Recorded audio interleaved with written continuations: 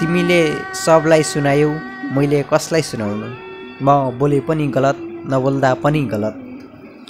रोयो कि नामर्द, हाँस्दै हिँडौ अपराधी मै, तिम्रो पो आँसु भिग्छ, मेरो सत्य भिग्दैन।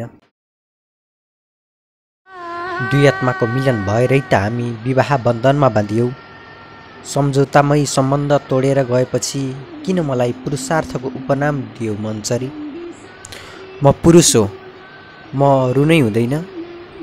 तिमी रोएर अरूको मन जित ल, म पीडा दबाएर मुस्कुराउँला, तिमी हाँसो दबाएर रोइदिनु।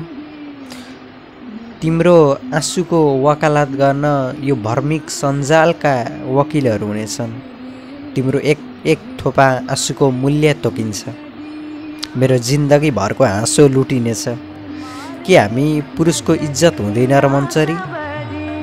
तिम्रो एक एक इज्जतको हिफाजत हुनेछ, मेरो त 7औं पुस्तासम्मको इज्जत जफत हुनेछ।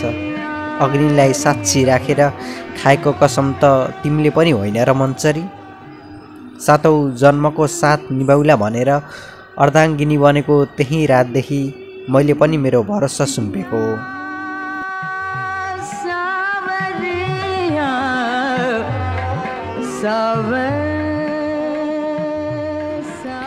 तिमीले पो खोइ के सोच्यौ?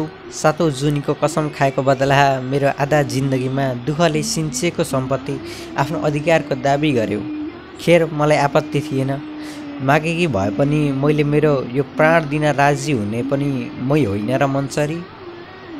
मैले के दिन सकिनँ, तिमीले के चाहन्थ्यौ? तिमीले के लग्यौ, मैले के पाएँ? आखिर जे जस्तो भए पनि गल्ती दुवैको थियो। हेर त मन्चरी, एक मुटु तिमी र म, एकै परिवार तिम्रो र मेरो, आज फेरि विभाजन भयो। तमासा दुनियाँ देखिरहेछ। तिमीले सबलाई सुनायौ, मैले कसलाई सुनाउनु? म बोले पनि गलत, नबोल्दा पनि गलत। रोयो कि नामर्द, हाँस्दै हिँडौ अपराधी मै, तिम्रो पो आँसु भिग्छ, मेरो सत्य भिग्दैन। आज म दबिएको छु, आवाज कसरी उठाउँ? हिजो मै थिएँ महिला पुरुष बराबर भन्दै कलम चलाउने, आवाज उठाउने। आज उठेको अधिकारले बोल्नेको जिब्रो काटिदियो।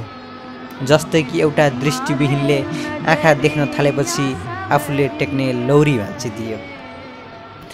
पवित्रा नाम गरेको एकजना दिदीले लेख्नुभएको यो अत्यन्त मिठो लेख मैले पढ्न सुनाएँ। यहाँलाई कस्तो लाग्छ? कृपया सल्लाह सुझाव दिन नबिर्सनुहोला।